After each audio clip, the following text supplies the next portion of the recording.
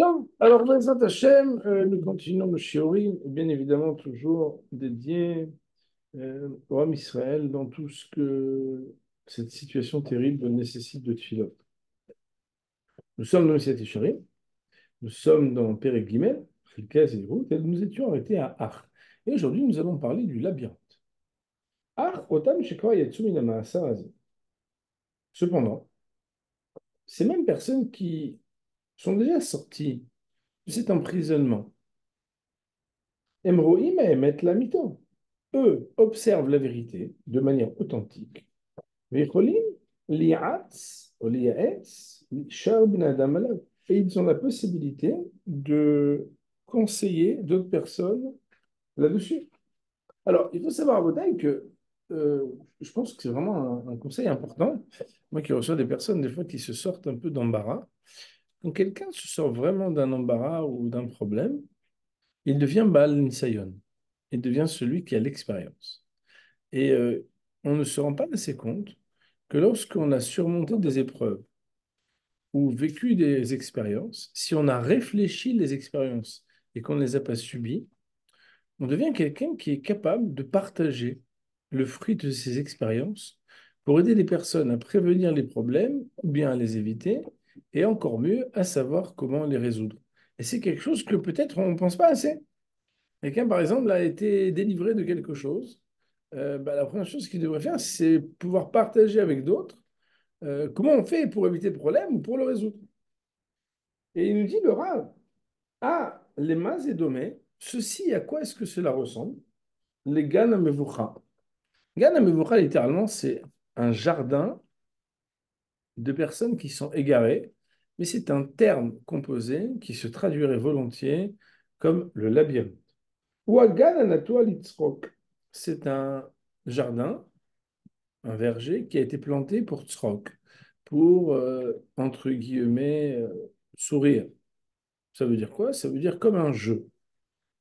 Ayadoua Etzel Asarim, qui est connu chez les princes, chez Anetiot Asuyot Ktalim Ktalim, c'est que les plantations sont alignées sous forme de murs, c'est-à-dire c'est comme voilà, des tracés, des traits, ou Benem Shvilim Rabim, Nevuchim ou Moravim. Et entre ces murailles de d'arbres, il y a de multiples chemins, Nevuchim ou Moravim, qui sont égarés et mélangés. Ça veut dire, bah, on ne peut pas vraiment s'y retrouver. Koulam Domim Selazé.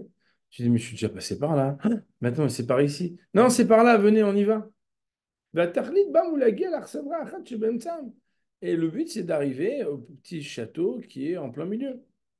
Veomnam Ashfilim Aele, Mem Yesher Megim Behemet El Arsadra. Et cependant, bah, c'est pas tous les chemins qui mènent à Rome, mais pas du tout. Il y en a qui amènent directement et qui permettent d'arriver vraiment vers cette, on va dire, cette petite maisonnette au milieu, ou même mashigim et adam milachon shigaga, et d'autres qui mènent l'homme à des erreurs, ou machikim otomimena. Et en étant sûr qu'il est en train de se rapprocher, le gars, il est en train de s'éloigner grave. אמנם ההולך בין השבילים הוא לא יוכל לראות לדעת כלל אם הוא בשביל האמיתי או בכוזב. Et ceci étant dit, bah, celui qui est à l'intérieur, qui marche dans les chemins, il peut pas voir, il peut pas savoir ce qui se passe. Il marche, il cherche. Et il voit des arbres qui sont très grands, et il a l'impression qu'ils se ressemblent tous. Il n'a pas le recul ni la perspective qui lui permet. Qui koulam shavim, ben nefresh beneim len aroye otam. Parce que ils se ressemblent tous, et il n'y a rien qui fait vraiment de différence pour que celui qui les regarde puisse les distinguer. Imlo sheida derem bebkiut ou betfiutaim. Sauf s'il connaît de manière experte et précise, ou bien qu'il a déjà repéré, repéré, je regarde que ça s'appelle Miguel la Tachlit, Shouar Sadra, que déjà il est rentré là-dedans et il a pu arriver au but. Et quand on est rentré, on arrive au but, qui est l'Arsadra, donc cette petite citadelle. Alors oui, si on est précis et qu'on a une bonne mémoire, on peut se retrouver. Mais sinon, c'est un labyrinthe. Veine, et voilà que, Omet Kvar al Arsadra, celui qui monte sur cette estrade qui est au milieu, dans cette citadelle, lui, comme il est arrivé au milieu, il a le droit de monter. Et puis il observe, et puis il y a une petite tour comme ça, et puis il regarde et. Uro Ekola Dvarachim Lefanav. Il peut observer tous les chemins, il voit le labyrinthe avec hauteur. Mafrin ben amitim va kozvim. Il dit, ah, ce chemin, ouais, ce chemin, il n'était pas à prendre. Bah oui, la première fois, nous, on comprend. Il voit les bons et les kozavim. Kozev, kazav, c'est loamiti. Ça veut dire qu'il n'est pas bon, qu'il n'est pas vrai. Veouyachol, pardonnez-moi, les azir et taolchim bam loma. Et il pourrait, puisqu'il est là-bas, lui, et qu'il est déjà arrivé au milieu, il a déjà résolu la problématique du labyrinthe, il est arrivé à la destination, il pourrait mettre en garde ceux qui marchent et leur dire, c'est aderech les prenez ce chemin-ci, prenez pas ce chemin-là. Veine mishi yertzi le'amin lo. Et voilà que celui qui décide de le croire, il pourra arriver à la destination qui lui a été demandé d'atteindre. Mais celui qui ne veut pas le croire, il dit ouais, mais attends, pas du tout. Et qui voudra marcher en se disant moi je cherche, c'est tout. Il est certain qu'il va se perdre et qu'il restera en train de se perdre et qu'il n'arrivera pas. Il dit le Rav, ça c'est un machal, c'est une parabole. Ken adavar azeh. Il en est ainsi de ceux dont on parle quand on parle de la prudence, de la vigilance, dont on a mentionné les principes. Celui qui n'a jamais dominé son penchant. Le gars, il se laisse porter, il vit sa vie. Il est exactement en plein milieu des chemins. Il ne voit pas du tout, il n'a aucun discernement. Mais ceux qui ont déjà dominé une fois leur penchant. Chez Kvari, Giwelach, Sadra, ils sont déjà arrivés à la citadelle, ils sont déjà arrivés à sortir du pétrin, arriver au bout du labyrinthe. Chez Kvari, Yatsu, Minashvilim. Mais Roim Kol Ladrakim, les NM Bibirour. Le gars, il a une rétrospective sur sa vie. Il dit attends, tu vas faire quoi là? Faut que je te parle. Tu sais, quand j'étais un peu plus jeune, tu sais, quand j'avais un peu d'argent, tu sais, lorsqu'une fois j'ai voulu investir, tu sais, lorsqu'une fois j'avais un très bon ami, tu sais, lorsque. J'ai quoi, il y a ceux et qui ont une vision lucide et clairvoyante de tous les chemins.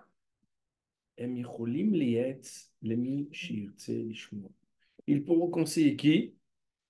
Celui qui veut bien entendre. Et là, bon, bien sûr, Marion Bretel, une question qui est complexe, c'est que pas tout le monde veut entendre. Et je prends des fois le machal de l'aspirateur électronique qui, tu peux lui dessiner le plan. J'ai vu là des modèles. Tu peux dessiner les plans avant. Et il y en a d'autres qui dessinent les plans tout seuls. Comment? C'est qu'en fait, il nettoie une fois, deux fois, trois fois. Et après, en fait, il s'est fait son plan. Seulement pour faire ça, il est obligé d'aller jusqu'au bout de ce qu'il peut. Et avec ses petits capteurs et ses petits récepteurs, il se rend compte qu'en s'étant cogné la tête, il recule et il essaie de prendre les mesures. Alehem tzrikim anulé amin. Et qu'en réalité, il faut être capable de croire ceux qui peuvent nous conseiller. Omnam maya etza shem notnim lanu. Mais quel est le conseil qui nous donne ceux qui ont déjà surmonté et dominé le Yetzer Hara? Bohu cheshbon. Bohu cheshbon, pour reprendre la Gemara qu'on avait citée l'autre jour. C'est quoi Bohu cheshbon?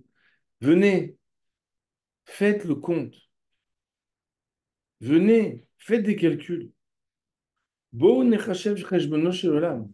Essayez de réfléchir qu'il y a des comptes à rendre. Il y a un bilan annuel et il y a un bilan de vie. Faites pas n'importe quoi. Ne vous laissez pas porter stam. Qui kvar em nisu berov yadu shu ze levado ou aderech amiti legia à Adam et la Torah shovakesh velo zulazel. Parce qu'en réalité, ils ont compris que le seul moyen d'arriver à faire des choses bien, c'est de pondérer nos choix, de réfléchir et d'être très méticuleux pour savoir qu'est-ce qu'il faut vraiment faire et pas vraiment faire. Essayez de se poser, vous voyez. Il dit le Rav Klalo Shel Davar. C'est quoi le principe? Ben, c'est simple. Tzarich Adam liot mitbonen besichlo tamid bechol zman. D'abord, l'homme, il doit en tout moment essayer de réfléchir. On ne se laisse pas aller sans réfléchir. On ne s'engage pas sans réfléchir.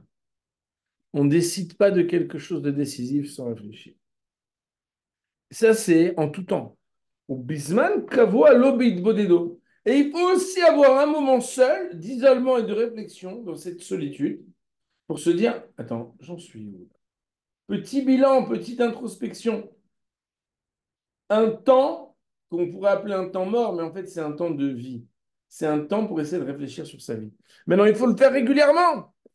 Il faut se dire, bon voilà, je vais essayer de réfléchir. Alors, où est-ce que j'en suis? Est-ce que c'est vraiment bien pour moi de faire ça? Si je devais dire peut-être que oui, peut-être que non, qu'est-ce que la Torah en pense? Qu'est-ce que mon Rav il m'aurait conseillé? Qu'est-ce que mon père il m'aurait conseillé? Qu'est-ce que quelqu'un qui m'aime et qui est posé? Peut-être même je peux demander conseil aussi, pourquoi pas? Et en se posant, il dit le Rav, Ma wa derech amiti lefi chok haTorah, shadam tzarich lalech bo. Est-ce que ça s'inscrit dans le chemin authentique que la Torah me demande d'emprunter? V'achar kach. Et après que tu réfléchis, est-ce que, quelque part, c'est quoi le chemin de la Torah? Ça veut dire en étudiant un petit peu, il faut étudier, c'est quoi la Torah? À ce moment-là, achar kach yavo lidbanan al masa même al derech hazeh imno. Pour reprendre ce par quoi le Rav il avait commencé le chapitre, il compare ce qu'il a compris de manière théorique et ce qu'il est en train de choisir sur le plan pratique. Et il essaie de voir le rapport entre les deux. Est-ce que ce que j'essaie de réaliser est en rapport avec la vérité des buts et du sens que je dois donner à ma vie? Qui allié d'aisé, vadaï chez l'onakel liter kolra. Parce que par le fait d'apprendre la vérité et de réfléchir si ces actions sont en phase et en cohérence avec cette vérité, c'est sûr que ce sera beaucoup plus facile pour lui, les termes, il collera les chers, kol derachav, de se purifier de tout le mal et de rendre droit ses chemins. Comme le verset le dit dans Michelet, Pales Ma'agal Regler. Pales, ça veut dire normalement mettre sur la balance, mesurer de manière très, très, très, très précise. Ma'agal Reglecha, ce qui est, on va dire, Ma'agal ici, le Ma'agal, c'est le, voilà, le cycle de tes pieds, ça veut dire le cycle de tes habitudes. Mais Chol De'achecha Yikonu. Et à ce moment-là, tous tes chemins seront arrangés et préparés.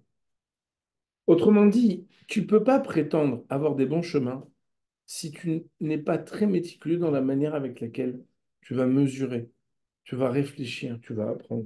On va rechercher et scruter dans les voies que nous empruntons, V-O-I-E-S, Venachkora, on va enquêter, Venashuva ad Hashem, et nous reviendrons jusqu'à Hashem. On apprend de là, Moray Barbotaï, donc, qu'il est important d'apprendre en théorie et de réfléchir est-ce que la mise en pratique que l'on fait est adaptée ou non. Et c'est ça faire le cheshbon. Et donc on apprend ici que dans la vie, on ne peut pas se laisser porter. Parce que quand on se laisse porter dans la vie sans réfléchir, quelque part, c'est comme si on s'imposait à soi-même d'être perdu. Ça ressemble à quelqu'un en fait qui ne prend pas de navigateur et qui prend la route sans avoir de map, de plan. Vous savez bien qu'à l'époque, d'ailleurs, on connaissait beaucoup mieux hein, les villes et les chemins. Alors, avant de partir, on s'asseyait, on regardait un plan, on se demandait qu'est-ce qui serait le mieux, le moins cher, le plus rapide, le plus long, des aires de repos, si on devait aussi faire un peu de tourisme au passage, etc. Et on faisait des choses de manière très intelligente. Et après, en général, il y avait le copilote. Ça peut être l'épouse, ça peut être le mari, ça peut être le fils, ça peut être le tonton qui dit attends, attends, mais là, je vois plus où on est là. On n'est plus. Attends, on n'est plus. Ouais, mais parce que la nationale, tant, elle s'appelle comme ça maintenant. Non, mais ça s'appelle dans 20 kilomètres, je pense que ça va changer de nom, il n'y aura plus de problème. Et en fait, quelque part, on comparait constamment le rapport entre ce qu'on avait prévu en théorie pour arriver d'un endroit à un autre, et ce qu'en pratique, on se repositionnait. Alors aujourd'hui, vous allez dire, bon, ouais, il se fait le travail. Mais en réalité, quelque part, est-ce que dans notre vie, finalement, on ne se laisse pas aussi porter par n'importe quel navigateur? On suit les gens, on répète les mêmes choses, mais est-ce qu'on s'assoit pour se dire, mais attends, c'est quoi le but de la vie? Vers où il faudrait aller? C'est quoi le plan qui devrait être le mien? Et après, se demander, attends, attends, attends, attends, attends, où est-ce que je suis? Ça met quand même un peu plus de temps que prévu. À l'échelle de ce qu'on a vu, normalement, on devrait déjà être à tel ou tel autre endroit. Mais oui, heureusement que tu me le dis. On est sorti du chemin. Et en réalité, Moraï Verabotaï, on ne le fait pas. Et il nous dit, Laura, c'est ça la zéroute. La zéroute, c'est pas se laisser porter par le vent, mais au contraire, essayer d'avoir des objectifs. Et en fonction de ces objectifs, essayer de voir au fur et à mesure du développement personnel, est-ce qu'on est en cohérence et en phase et en évolution pour atteindre cet objectif? Ça, c'est la fin du Pérec Guimel.